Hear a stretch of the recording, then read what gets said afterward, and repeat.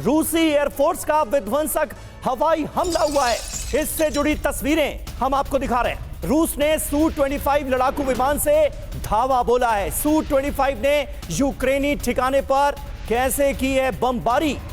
अब आपके सामने वो तस्वीरें, हमले में यूक्रेन के सैनिक और हथियार खत्म हो गए। ये देखिए तस्वीरें, Su-25 ने यूक्रेनी ठिकाने पर कैसे की है बमबारी। ये वीडियो इस वक्त आपके सामने है, कैसे Su-25 लड़ाकू विमान से बोला है रूस ने धावा।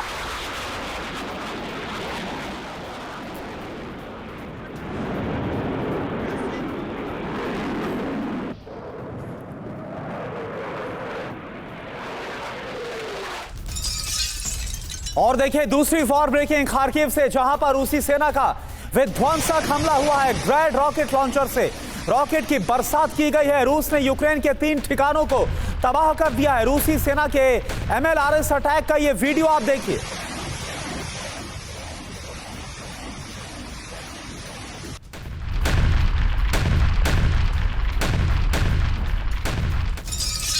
और तीसरी बड़ी खबर, यूक्रेन के वोवचांस्क में भीषण जंग शुरू हो गई है। यूक्रेन का रूसी सेना को घेरकर हमला सामने आया। ये देखिए तस्वीरें।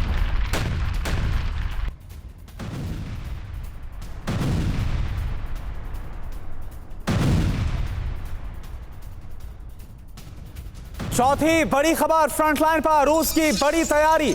रूस ने T-62 टैंक की नई खेप को भेजा है। तस्वीरें हम आपको दिखा रहे हैं। ये देखिए फ्रंटलाइन पर रूस और भी बड़े हमले करने की तैयारी कर रहा है और रूस ने अब T-62 टैंक्स को डिप्लॉय करने का फैसला किया है। और ये देखिए, ये तस्वीरें आपको दिखा रहे हैं T-62 टैंक जो कि फ्रंटलाइन की तरफ जाते हुए। और पांचवी वॉर ब्रेकिंग ये रही आपके सामने, रूस का यूक्रेन पर भीषण अटैक। 5 मंजिला इमारत पर दागे गए हैं गोले।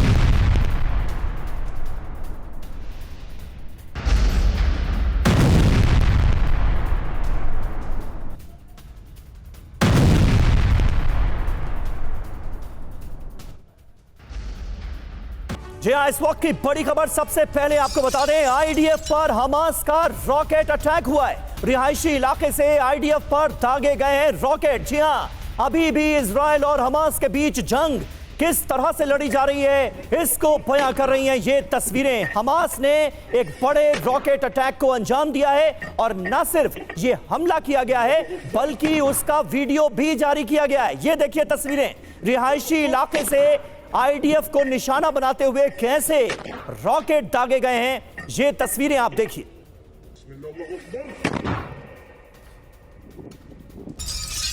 तो देखिए, इजराइल और हिजबुल्लाह में जंग से अमेरिका में भी टेंशन है। अमेरिका को मिडिल ईस्ट में बड़ी जंग की दरअसल आशंका सता रही है। अमेरिका के शामिल होने से जाहिर सी बात है इस जंग का विस्तार होगा, ये जंग एक्सटेंड होगी। ईरान समर्थित मिलिशिया भी जंग में शामिल होगा। तो ये बड़ी खबर इस वक्त सामने आ रही है। अमेरिका को मिडिल ईस्ट में बड़ी जंग की आशंका सता रही है और हिजबुल्लाह में से ये जो जंग चल रही है इससे अमेरिका में भी जबरदस्त टेंशन है। दरअसल बीते दिनों लेबनान फ्रंट जो है वो हाईली एक्टिव नजर आ रहा है। लेबनान से इजराइल की सरजमीन को लगातार निशाना बनाया जा रहा है और इजराइल इसका जवाब देते हुए लेबनान पर भी ताबड़तोड़ अटैक कर रहा है। न सिर्फ हिजबुल्लाह बल्कि लेबनान की सरकार का भी इन्वॉल्वमेंट है इन हमलों के पीछे, ये जानकारी भी सामने आ रही है। लिहाजा ये जंग अब एक्सटेंड होती हुई नजर आ रही है इस पूरे रीजन में। ऑपरेशन लेबनान महायुद्ध का आगाज तो नहीं। अमेरिका को क्या डर सता रहा है ये देखिए आप। अमेरिका को डर इजराइल हिजबुल्लाह के बीच ये जंग कहीं और बड़ा रूप ना ले ले। जंग हुई तो मिडिल ईस्ट में महायुद्ध शुरू हो जाएगा। अब देखिए इसकी वजह क्या है। सीरिया, जॉर्डन, इराक तक ये युद्ध फैलेगा। अमेरिकी सैनिकों पर हमले बढ़ेंगे। ईरानी मिलिशिया अमेरिका पर हमले करेगा, इसकी भी आशंका सता रही है अब अमेरिका को। अब अमेरिका की तैयारी क्या है ये भी जान लीजिए। तनाव कम करने की कोशिश में यही वजह है कि अमेरिका जुटा हुआ है। बाइडेन प्रशासन के अधिकारी इजराइल जा रहे हैं और ये हालात और ज्यादा तनावपूर्ण और ज्यादा विध्वंसकारी न हो, इसकी कोशिश करता हुआ अब अमेरिका नजर आ रहा है। हमारे साथ तमाम खास मेहमान मौजूद हैं। प्रोफेसर अमिताभ सिंह विदेश मामलों के जानकार हैं, स्टूडियो में मौजूद हैं। इसके अलावा मेजर जनरल संजय सॉय साहब हमारे साथ मौजूद हैं। ब्रिगेडियर शरदेंदु भी हमारे साथ मौजूद हैं। सबसे पहले संजय सॉय साहब, लेबनान लगातार एक्टिव है, ये जंग और बड़ी और विध्वंसकारी होती हुई हमें नजर आ रही है, लेकिन अमेरिका का जो मौजूदा रोल है उसे आप कैसे देखते हैं? अमेरिका ने बीते दिनों तमाम ऐसे कदम उठाए जिससे यह लगा कि ये युद्ध को और ज्यादा भड़काने की कोशिश में है, लेकिन अब वो चाह रहा है शांति। क्या अब ये मुमकिन नजर आती है? नहीं, देखिए ऐसा है कि जो इस समय मिडिल ईस्ट की सिचुएशन है जी, वो एक तरह से आग का गोला बन चुका है तकरीबन। जैसे कि इजराइल हमास चल रहा है, काफ़ी दिनों से इजराइल हिजबुल्लाह चल रहा है, इजराइल हूथी ने पूरी दुनिया में आतंक मचा रखा है रेड सी में जो हमले कर करके। इसके अलावा देखा जाए तो इराक, सीरिया, जॉर्डन, सब जगह पे कहीं अमेरिका की बेसिस पे हमले हो रहे हैं, कहीं पे दूसरी बेसिस पे हमले हो रहे हैं। कहीं ना कहीं एक पूरा अशांति का माहौल बना हुआ है। अभी जब हमास की तरफ इजराइल कंप्लीशन की तरफ जा रहा है ऑपरेशन के, तो अब इनका ध्यान हिजबुल्लाह की तरफ और ज़्यादा आ जाएगा, क्योंकि इजराइल नहीं चाहता कि उनके जो उत्तरी दिशा में इस तरह का खतरा बना रहे। अभी जैसे उन्होंने तालिब अब्दुल्ला जैसे सीनियर लीडर को मारा था, उसके बाद से काफ़ी लेबनान के द्वारा रिटेलिएट किया गया था, भारी संख्या में रॉकेट फायर किए गए थे।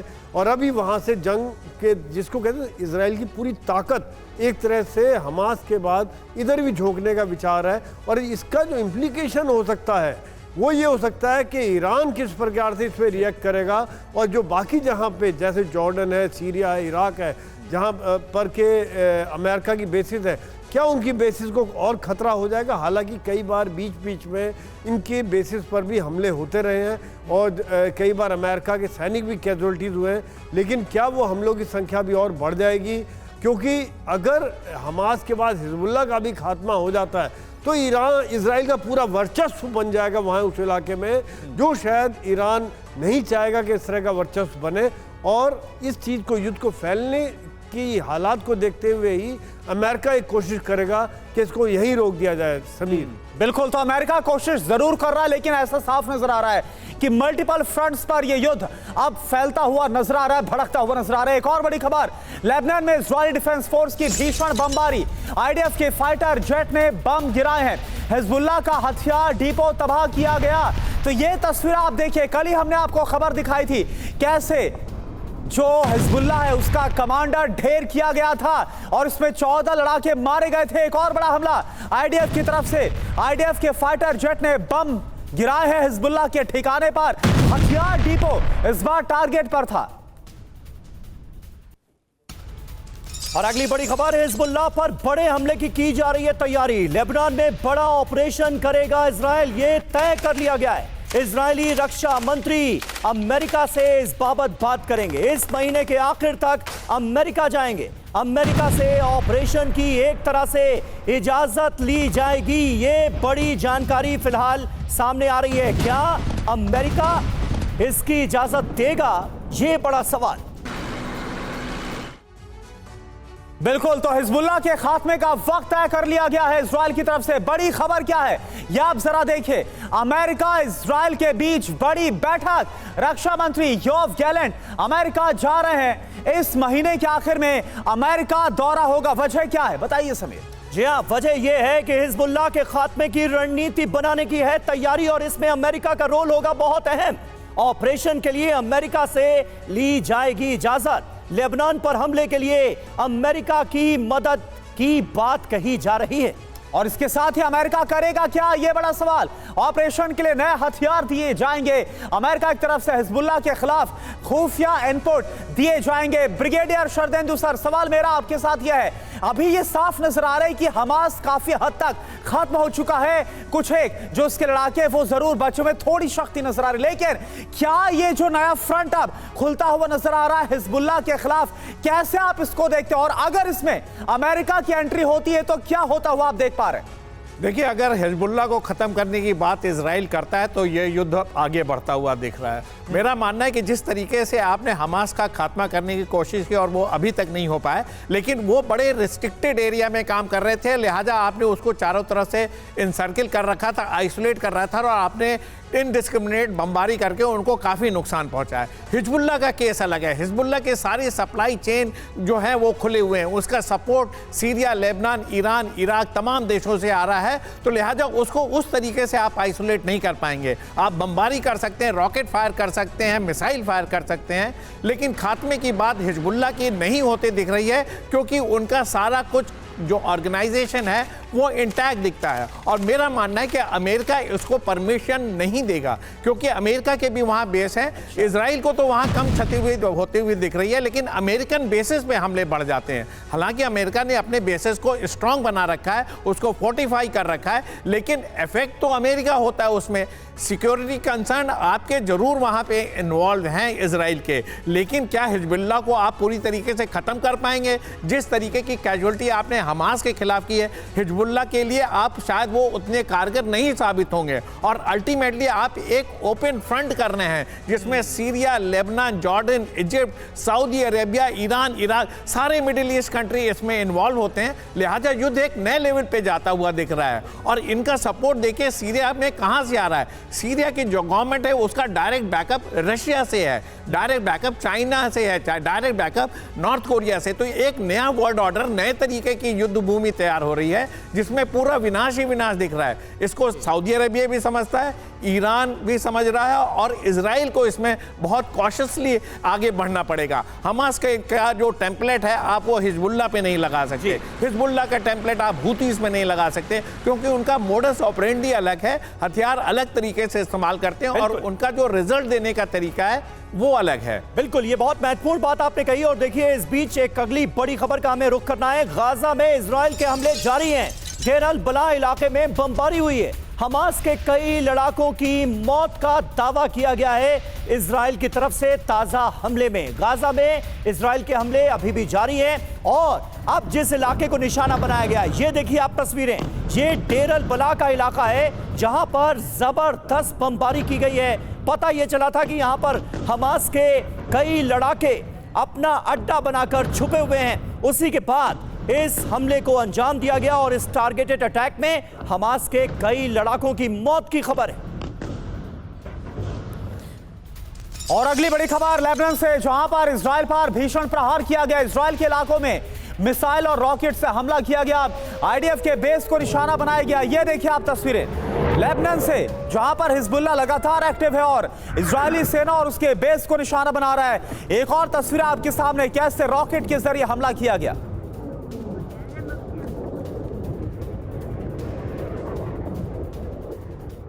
तो हिजबुल्लाह की तरफ से भी बड़े हमलों को अंजाम दिया जा रहा है, इजराइल की तरफ से जवाब दिया जा रहा है।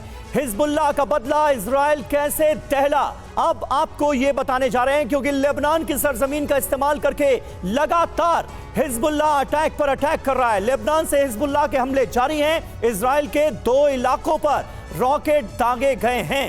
ये जानकारी मेरोन बेस पर, आईडीएफ के बेस पर मिसाइल दागी गई है। एरियल कंट्रोल यूनिट पर हमला किया गया है। गोरेन में रॉकेट से प्रहार किया गया। हमले के बाद इलाके में आग लग गई और तबाही जबरदस्त तरीके की सामने आई है इजराइल से भी दोनों हमलों में। हालांकि फिलहाल इजराइल यह दावा कर रहा है कि हमें कोई नुकसान हुआ नहीं है। खास बात क्या है, हिजबुल्लाह ने कमांडर की मौत के बदले का प्रण लिया। जो खबर हमने कल आपको दिखाई थी, इजराइल को अंजाम भुगतने की चेतावनी दी गई है, और इसी के बाद हमलों को काफी ज्यादा तेज कर दिया गया है। जो जानकारी सामने आ रही है, अमिताभ सर, सवाल मेरा आपसे, देखिए बीते साल जब अक्टूबर में हमला हुआ था और हमास और इजराइल के बीच में जंग शुरू हुई थी, तभी इस बात की संभावना और अंदेशा था कि युद्ध सिर्फ गाजा और इजराइल तक सीमित नहीं रहेगा, आगे भी भड़क सकता है, और वही होता हुआ नजर आ रहा है। कहां तक जाता हुआ युद्ध नजर आ रहा है अब आपको? देखिए, इजराइल के भीतरी राजनीति को अगर आप देखें तो आप पाएंगे कि एक बहुत बड़ा तबका है जो चाहता है हिजबुल्लाह को डिस्ट्रॉय कर दिया जाए। और अगर पीछे थोड़ा हम चले जाएं, 1982 में इसको इजराइल ने कैप्चर किया था और बेरूत तक अपनी सेना भेजी थी। 22 साल तक पूरे लेबनान के आधे हिस्से को, जो नॉर्दर्न पार्ट है उसका, उस पर इजराइल का कब्जा रहा है। 2006 से 2008 तक फिर कब्जा किया था, हालांकि हिजबुल्लाह ने उसको रिट्रैक्ट किया था। अब हिजबुल्लाह एक बहुत बड़ी शक्ति के रूप में उभर गया है। 1 लाख उसके लड़ाके हैं, 1.5 लाख मिसाइलें हैं, और कोई मिसाइल जो फलक 2 है जो ईरान से मिली है उसकी मारक क्षमता 120 किलोमीटर तक है। तो आप समझ सकते हैं हिजबुल्ला 1982 का हिजबुल्ला नहीं है, और इस तरह की अगर जुर्रत करता है इजराइल तो उसको भी भारी खतरा मोल लेना पड़ेगा। नहीं, और अभी तो मेन लड़ाई सर हमास से चल रही है। हमास का खात्मा हो नहीं पाया है, वहां पर बेकसूर बेगुनाह लोग भी भारी संख्या में मारे जा रहे हैं। आप हिजबुल्ला को खत्म करने की बात कर रहे हैं। अब बिल्कुल, देखिए हिजबुल्ला को खत्म करना एक नोशनल ऑब्जेक्टिव है जो कभी पूरा नहीं होगा। इजराइल भी ये बखूबी जानता है। लेबनान पूरी तरह इसमें बर्बाद हो गया है, लेकिन इजराइल का इमीडिएट मोटिव क्या है समीर? वो चाहते हैं कि किसी तरह अगर हमास को टैकल नहीं कर पाए तो पब्लिक ओपिनियन अपने साथ रखने के लिए इस वॉर को एग्रेवेट किया जाए, और उसके आउटलाइंग एरियाज जो हैं सीरिया, लेबनान, और अभी हमने देखा ईरान पर भी अटैक हुआ था, ईरान ने भी अटैक किया था। तो जितना व्यापक होगा इजराइल के पब्लिक ओपिनियन, वहां के नेता खासकर बिन्यामिन नेतन्याहू के फेवर में जाएगी। 2 उनके बड़े नेता हैं, बेजाल स्मोत्रिक जो उनके फिनांस मिनिस्टर हैं, इतमार बेन गवीर जो उनके होम मिनिस्टर हैं, इंटीरियर मिनिस्टर हैं। ये दोनों कहते हैं, इतमार बेन गवीर ने तो सीधा लिखा, ट्विटर पर लिखा वॉर विथ लेबनान। स्मोत्रिच कहते हैं कि अभी हमें फोकस करना है सिर्फ हमास पे, और हमास पे हमने देखा है इतने दिनों बाद भी हमास को ये खत्म नहीं कर पाए। जो भी इनके बंधक थे उनको वो छुड़ाने में पूरी तरह सफल नहीं हो पाए। एक ऑब्जेक्टिव एक दिखाने के लिए 4 लोगों को उन्होंने छुड़ाया। तो फोकस इस समय उनका हमास है। हमास को वो टैकल नहीं कर पा रहे हैं। अगर वो नॉर्दर्न गजा में छोड़ रहे हैं तो रफा से अटैक होता है, रफा अगर वो रिलैक्स होते हैं तो नॉर्दर्न गजा से अटैक होने लगता है हमास का। यानी ये जो अमिताभ सर आपने बड़ी बात बताई, जो इजराइल का शीर्ष नेतृत्व है, जो बड़े लीडर्स है, उनके विचार ही मेल नहीं खा रहे, और कहीं इसका नुकसान इजराइल को ना उठाना पड़ जाए, ये भी एक बहुत बड़ा सवाल। इस पर भी बात करेंगे, लेकिन एक और बड़ी खबर आ रही है, इसका हम रुख कर रहे हैं। बंधक संकट पर इजराइल में बेहद नाराजगी है। प्रदर्शनकारियों ने तेल अवीव में आग लगा दी है। बंधकों की जल्द रिहाई की मांग की गई है। तो आप देखिए, लगातार बीते अक्टूबर से ही, जब से हमास ने बंधक बना है बड़ी संख्या में इजरायली और विदेशी नागरिक, उसके बाद से हालांकि कुछ जो बंधक है उनको जरूर रिहा किया गया एक डील के बाद, लेकिन अब इतना वक्त बीत गया है, जो अभी भी बंधक है हमास के चंगुल में, जो अभी भी है, उनकी रिहाई को लेकर लगातार अब आक्रोश बढ़ता हुआ नजर आ रहा है नेतन्याहू सरकार के खिलाफ। और तेल अवीव की तस्वीर आपको दिखा रहे हैं, यहां पर झड़प हुई और आगजनी हुई है। तो देखिए, इस जंग की वजह से इजराइल में भी हालात बदतर होते हुए नजर आ रहे हैं, और बेंजामिन नेतन्याहू के खिलाफ जबरदस्त नाराजगी नजर आ रही है। एक और अहम खबर, राफा में आईडीएफ के 8 जवानों की मौत की। हमास के हमले से टैंक में हुआ था धमाका, हमास ने घात लगाकर किया हमला। कैसे, ये देखिए तस्वीरें आपके सामने हैं, किस तरह से राफा में एक ही हमले में आईडीएफ के 8 जवानों की मौत हुई। तो बिल्कुल ये जो युद्ध है, आप देखिए, जहां एक तरफ इजराइल की अगर बात की जाए तो इजराइल इस वक्त गाजा में उलझा हुआ है। हमास का पूरी तरह से खात्मा नहीं हुआ। हालांकि इस बात का दावा जरूर आईडीएफ की तरफ से किया जा रहा है कि हमास को काफी कमजोर कर दिया गया, उसके बड़े नेताओं का खात्मा कर दिया गया। लेकिन जो खबर हम आपको दिखा रहे, इसमें यह साफ नजर आ रहा है कि हमास पूरी तरह से खत्म नहीं हुआ। और एक बार फिर से कैसे राफा दहला, यह आपको बता रहे हैं। क्या हुआ है, हमला कब हुआ, यह आप जानिए। घात लगाकर इजरायली डिफेंस फोर्स पर बड़े हमले को अंजाम दिया गया। बड़े ऑपरेशन से लौट रही थी आईडीएफ यानी इजरायली सेना। हमास ने आईडीएफ का टैंक उड़ा दिया। अल सुल्तान इलाके में आईडीएफ का यह ऑपरेशन चल रहा है। ऑपरेशन में हमास के 50 लड़ाकों की मौत की खबर सामने आ रही है। नेतन्याहू की धमकी क्या है, इजराइल के प्रधानमंत्री की धमकी आप देखिए। राफा को बड़ी कीमत चुकानी होगी इस हमले के बाद और आईडीएफ के जवानों की मौत के बाद। मेजर जनरल संजय सोई सर, सवाल मेरा आपसे, जो इस वक्त गाजा में हो रहा है और जिस तरह से हमास अभी भी पूरी तरह से खत्म नहीं हो रहा है और हमास ने आईडीएफ को बड़ा नुकसान पहुंचाया, क्या होता आप देख पा रहे हैं, अंत होगा कि नहीं इसका? देखिए, वाकई में देखा जाए तो 7 अक्टूबर से लड़ाई चल रही है और एक तरह से जब शुरू के ऑपरेशन के बाद इजराइल का 1 साइडेड ऑपरेशन चल रहा है। एक तरह से चारों तरफ से घेरा डाला हुआ है, समुद्र से घेरा किया हुआ है और नॉर्थ ईस्ट से घेरा डाला हुआ है। उधर से इजिप्ट को कहा हुआ है बंद कर दें। फिर कहाँ से इनके पास अभी तक सप्लाई आ रही है? 8 इजरायली सैनिकों की मौत जो है ये बहुत बड़ी झटका इनके लिए। और एक इंजीनियरिंग व्हीकल जैसे बख्तरबंद गाड़ी आ रही थी ऑपरेशन के बाद, उसमें नीचे एक्सप्लोसिव लगा हुआ था, एक्सप्लोसिव बर्बाद कर दिया गया। यानी कि इनके अभी भी एक्सप्लोसिव है, अभी भी रॉकेट है, कई बार रॉकेट फायर करने में सक्षम हो रहे हैं, अभी भी ऑपरेशन चल रहे हैं, अभी भी लड़ाके फाइटिंग कर रहे हैं। और वहाँ पर रोष बहुत ज़्यादा है, क्योंकि जिस प्रकार से इजराइल अभी लगातार बम्बार्डमेंट करके काफ़ी बड़ी संख्या में सिविलियन कैजुअलिटीज़ भी कर रहे हैं, जिसकी वजह से दुनिया में भी काफ़ी विरोध हो रहा है। तो मैं ये मान रहा हूँ कि अभी भी इतना सब होने के बाद भी अभी भी पूरी तरह से इजराइल एरिया को सैनिटाइज नहीं कर पाया है। चाहे उनके पास इलेक्ट्रॉनिक मीन्स है, इंटेलिजेंस है, उनके पास सैन्य क्षमता है, लेकिन कहीं ना कहीं छुपकर टनल्स के द्वारा रेजिडेंशियल इलाके से निकल कर वो हमले करते रह रहे हैं, कैजुअलिटी दे रहे हैं। यही कारण है कि इजराइल के अंदर भी विरोध बढ़ता जा रहा है, जो कि नेतन्याहू सरकार क्या कर रही है अभी तक, इतने महीनों हो गए अभी तक ये हमले क्लियर नहीं हो पाए हैं। उन्हें एक साल अभी अक्टूबर के बाद जून का महीना आ गया, तो खर्चा हो रहा है, कैजुअलिटी बढ़ती जा रही है और बंधक छुड़ाए नहीं गए। यही कारण है कि नेतन्याहू सरकार के खिलाफ भी उनका आम जनता का विरोध बढ़ता जा रहा है। बिल्कुल बिल्कुल, और उससे जुड़ी तमाम तस्वीरें भी तेल अवीव की सड़कों से हमारे पास आ रही हैं। और इस बीच देखिए, राफा में आईडीएफ ने भी भीषण बमबारी की है। इजरायली जवानों की मौत के बाद बमबारी में आई है तेजी। इजरायली हमले में कई घर तबाह हो गए, हमास के ठिकानों को निशाना बनाकर दागे गए हैं गोले। ये जानकारी सामने आ रही है राफा से। जो अहम तस्वीरें सामने आई हैं वो देखिए, इजरायली हमले में कई घर तबाह हुए हैं और इजरायली जवानों की मौत के बाद राफा में बमबारी का सिलसिला एक बार फिर तेज होते हुए हम देख रहे हैं। और चलिए बात करते हैं रूस यूक्रेन जंग की। बड़ी खबर क्या, यूक्रेनी ठिकानों पर टैंक से बड़े हमले को अंजाम दिया गया। रूस के T-90 टैंक ने गोले दागे हैं यूक्रेनी सैन्य ठिकानों पर। प्रहार की तस्वीरें आप देख पा रहे हैं। रूसी हमले में यूक्रेन को भारी नुकसान की खबर। एक और बड़ी खबर, अमेरिका और रूस के बीच तनाव और बढ़ गया है। क्रीमिया के पास अमेरिकी ड्रोन से टेंशन हाई है।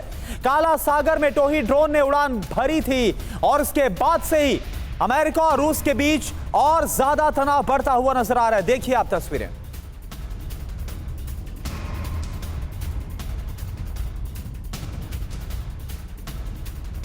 तो सीधे तौर पर एक सर्वनाश का ट्रेलर नजर आ रहा है। कैसे, ये जरा आप समझिए। क्रीमिया के पास यूएस ड्रोन MQ-4C उड़ान भरता है। ब्लैक सी में अंतरराष्ट्रीय जल क्षेत्र में ड्रोन दिखता है। क्या किया? रूस की निगरानी लगातार की जा रही है। रूस वर्सेस अमेरिका की एक तरह की ये जंग है, जिसकी झलकियां आपको इन खबरों के जरिए मिल रही हैं। MQ-4C ड्रोन की ताकत भी देखिए, डिजाइन, लंबी दूरी का ये टोही ड्रोन है और कुछ इस तरह का ये नजर आता है। इसकी रफ्तार है 575 किलोमीटर प्रति घंटा।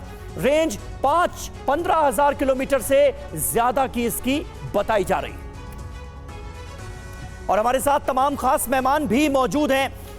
ब्रिगेडियर शरदेंदु, किस तरह से आप देखते हैं और अमेरिका का इन्वॉल्वमेंट जिस तरह से बढ़ता हुआ नजर आ रहा है, इसका अंजाम आने वाले वक्त में क्या हो सकता है? जंग तो चल रही है रूस और यूक्रेन के बीच, लेकिन अमेरिका वर्सेस रूस की लड़ाई सीधे तौर पर नजर आती है। जी हाँ, जब से देखिए रशिया और यूक्रेन का युद्ध है, प्रैक्टिकली अगर आप इसको एसेस करें तो अमेरिका और रूस का ये युद्ध चल रहा है। उसमें नाटो भी कुछ हद तक एक माध्यम बना हुआ है। अमेरिका और नाटो को अगर आप जोड़ देते तो मोहरा सिर्फ यूक्रेन है, युद्ध तो नाटो अमेरिका वर्सेस रशिया चल रहा है। इसी के तहत तमाम तरीके के ऑपरेशन चल रहे हैं, तमाम मिलिट्री एड आ रही हैं, आर्थिक मदद आ रही हैं। और जिस तरीके से MQ-4C का ड्रोन ने देखिए लेटेस्ट ब्लैक सागर से जो उड़ान भरी है, ड्रोन का पर्पस इनिशियली जब ये लॉन्च हुआ तो एक इंटेलिजेंस गैदरिंग सर्विलेंस हुआ करता था। और जब युद्ध भूमि में इसका इस तरीके से बार बार इस्तेमाल होता है तो वो उस एरिया के इंफॉर्मेशन को अपडेट लेता है। कहां कहां डिप्लॉयमेंट हो गया, कहां उसके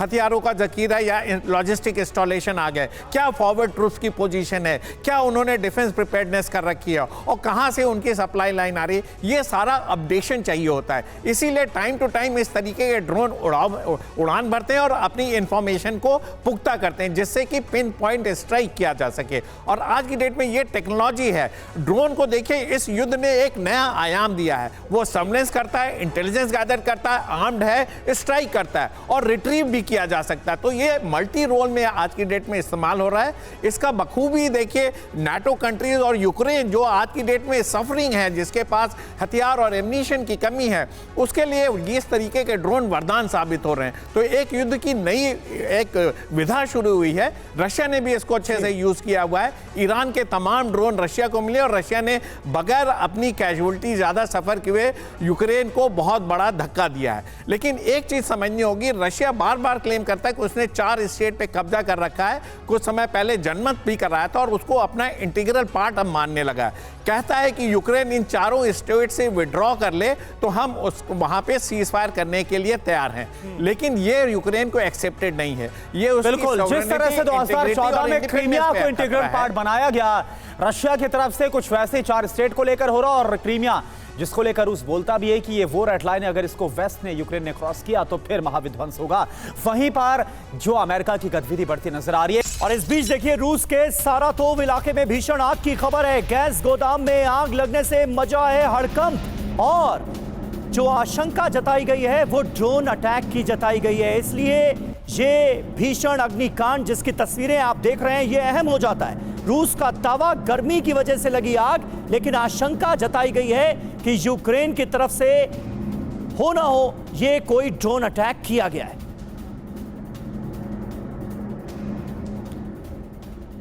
और तमाम खास मेहमान हमारे साथ मौजूद हैं। अमिताभ जी, इस वक्त जो हालात आपको नजर आ रहे हैं, ये जंग कहां जाती हुई आपको दिखती है और ये जंग कभी खत्म होगी या नहीं? देखिए समीर, आप जब ने बोला खत्म होगी कि नहीं, मुझे थोड़ी हंसी आ गई। 3 साल हो गए। पहले साल हमने देखा एक कंफ्यूजन था, उधर से लड़ाई हो रही थी, इधर से लड़ाई चलती। सेकेंड ईयर में हमने देखा पूरा वेस्टर्न जो खेमा है वो कह रहा था एक काउंटर ऑफेंसिव यूक्रेन की तरफ से होगा, वो असफल रहे। ये तीसरा साल है जब हम देख रहे हैं काउंटर ऑफेंसिव किसी भी तो तरह से उसको मैग्नीफाई नहीं किया जा रहा है। लेकिन हो क्या रहा है, अमेरिका और नेटो से जितने वेपन्स मिले हैं यूक्रेन को, उसको वो इस्तेमाल कर रहा है एरियल अटैक्स में, चाहे वो क्राइमिया हो, चाहे ड्रोन के थ्रू हो या रशियन मेनलैंड पे हो। अब यूक्रेन ये समझ गया है कि काउंटर ऑफेंसिव, ग्राउंड ऑफेंसिव से ये जीत नहीं सकते हैं। अब उन्होंने अपना टारगेट बदल लिया है। उनका टारगेट क्या है? पहला कि वो एरियल अटैक्स करते रहें, मैक्सिमम डिस्ट्रक्शन करते रहें एनिमी टेरिटरी में या रशिया में, और किसी न किसी तरह वेस्ट को ये तैयार किया जाए किसी तरह से कि आप हमें F-16 दीजिए या ऐसे वेपन्स दीजिए जिससे हम एरियल अटैक कर सकें या उनको काउंटर कर सकें। रूस ये जानता है, इसलिए उन्होंने ग्राउंड ट्रूप्स को अब इंटरवीन करना शुरू किया है यूक्रेन में। वो एरिया जो वो क्लेम करते हैं उनका है और बल्कि उनके कब्जे में नहीं है। तो ये स्ट्रैटेजी में शिफ्ट हुआ है। ये साल बहुत इंपॉर्टेंट रहेगा। इंग्लैंड में, यूके में सरकार बदलने वाली है। हो सकता है अमेरिका में भी सरकार बदल जाए या नए राष्ट्रपति आ जाए। तो जिस तरह के हालात उत्पन्न हो रहे हैं, ये बहुत क्रूशियल साल होगा यूक्रेन वॉर के लिए कि अगले साल आते आते तक या तो युद्ध रुक जाएगा, आर्मिस्टिस होगा, सीज फायर होगा, जो भी हो, लेकिन जो जिस तरह के हालात हैं उसमें यूक्रेन के लिए ये युद्ध जीतना संभव नहीं है। रशिया के लिए ये डिक्लेयर कर देना कि वो युद्ध जीत जाएगा, ये भी असंभव है। बिल्कुल। और अमिताभ सर, ये भी हमने देखा कि कैसे वो जो शर्तें भी रखी गई थी, जो 4 स्टेट से उनको वहां पर कब्जा रहेगा और नाटो में शामिल नहीं होगा यूक्रेन, ये भी ऐसी थी कि जो कि इम्प्रैक्टिकल नजर आ रही थी यूक्रेन के लिहाज से। एक और बड़ी खबर का सर रुख कर रहे हैं हंगरी की तरफ। जो यूक्रेनी लोग भाग रहे हैं उन पर फायरिंग की गई है। यूक्रेनी बॉर्डर गार्ड ने भाग रहे लोगों पर फायरिंग की है। सेना में भर्ती के डर से यूक्रेन छोड़ रहे थे ये लोग, अवैध रूप से हंगरी में घुसने की कोशिश। तो आप देखिए लोगों पर किस तरह से मार पड़ रही है। 2 साल से ज्यादा वक्त हो गया, हालात लगातार खराब हो रहे हैं। अपनी जान बचाने के लिए जो दूसरे देशों का रुख कर रहे हैं उन पर भी फायरिंग की जा रही है।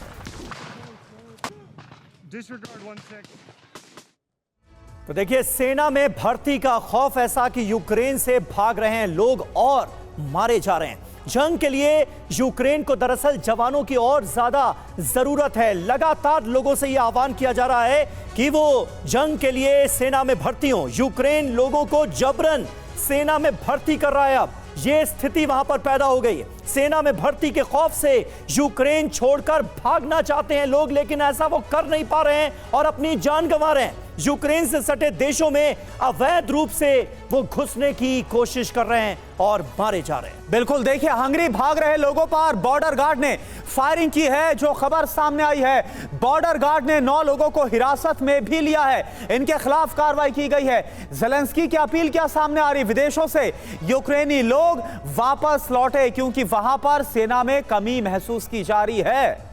जी हां, ज़ेलेंस्की की अपील, हम सब मिलकर यूक्रेन का पुनर्निर्माण करेंगे, ये ज़ेलेंस्की अपील कर रहे हैं। लेकिन इस अपील का कोई खास फर्क अब पड़ता हुआ नजर नहीं आ रहा है, इतनी लंबी जंग खींचने के बाद। करुणा और देखिए, बिल्कुल संजय सोई सर, मैं आपका रुख कर रहा हूं। देखिए, किसी भी देश के लिए जंग जीतना तब ज्यादा आसान हो जाता है जब वहां का मोरल हाई होता है, जब वहां की सिविलियन आबादी सरकार के साथ, सेना के साथ होती। लेकिन यहां पर वो होता हुआ नजर नहीं आ रहा। लोगों में डर है, खौफ है और लोग यहां से भाग रहे हैं। नहीं, बिल्कुल करुणा, ऐसा है कि 2.5 साल से ज़्यादा, 3 साल होने वाले लड़ाई को चलते हुए, 3 साल हो गए। तो यहाँ पर जब ये जो बात है, कितनी कैजुअलिटी हो चुकी है अभी तक यूक्रेन में, मैं तो कहता हूँ अभी तक वो लड़ाई लड़ कैसे रहे। क्योंकि कुछ ये खबर ये भी है, काफ़ी बाहर से भी मर्सिनरी गए हुए हैं जो लड़ाई लड़ रहे हैं। और आम आदमी जिसने कभी जंग नहीं लड़ी, जो कोई बैंक में था, जिसकी दुकान थी, वो सब भाग के दूसरे देशों में हैं। बड़ी संख्या में शरणार्थी हैं और परेशान हो चुके हैं। और अभी जो, जैसे अमिताभ जी बता रहे थे कि एक वॉर ऑफ एट्रिशन चल रहा है, वो भी एयर अटैक करता है। रशिया भी कीव तक अटैक कर रहा है, जो पहले बंद थे, कुछ अटैक कम हो रहे थे। तो एक तरह भय का माहौल बन चुका है और काफ़ी सीमाओं तक, नेटो की सीमाओं तक उनके हमले जा रहे हैं रशिया के यूक्रेन के अंदर। तो लोगों के अंदर डर का मामला बन गया, ये लड़ाई ख़त्म होगी नहीं होगी, हमारे लोग मारे जा रहे हैं, कब ये लड़ाई ख़त्म होगी। एक तरह से परेशान हो चुके हैं वो लोग और महंगाई आ रही है, बर्बादी हो रही है, उनके अपने मारे जा रहे हैं। तो नेचुरली वो अभी देश छोड़ के भाग रहे हैं और कोई सेना ज्वाइन करने के लिए शायद बहुत कम लोग तैयार हो रहे हैं। देशभक्ति का जज्बा जो पहले साल में था, वो अब शायद कुछ कम हो गया होगा परेशानी की वजह से। बिल्कुल बिल्कुल सही बात है। ये जंग जब शुरू हुई थी तो मुझे याद आता है, सोई साहब, हम और आप इसी स्टूडियो में बैठकर तारीफ करते थे कि यूक्रेन के लोगों का क्या शानदार जज्बा है, उनके हौसले को सलाम किया जाता था। लेकिन आज देखिए क्या दशा हो गई है। और देखिए एक अहम खबर, रूस के पैरा ट्रूपर्स का यूक्रेन पर अटैक हुआ है। यूक्रेनी ठिकानों पर दागी गई हैं मिसाइलें। जमीन से हवा में मार करने वाली मिसाइलों से कैसे किया गया है हमला, यूक्रेनी ठिकानों को कैसे बनाया गया है निशाना, ये देखिए।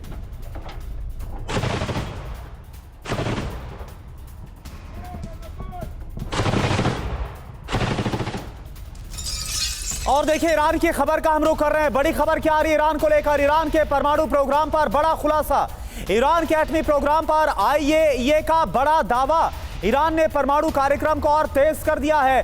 गाजा जंग की वजह से तेज किया गया है ईरान की तरफ से परमाणु कार्यक्रम।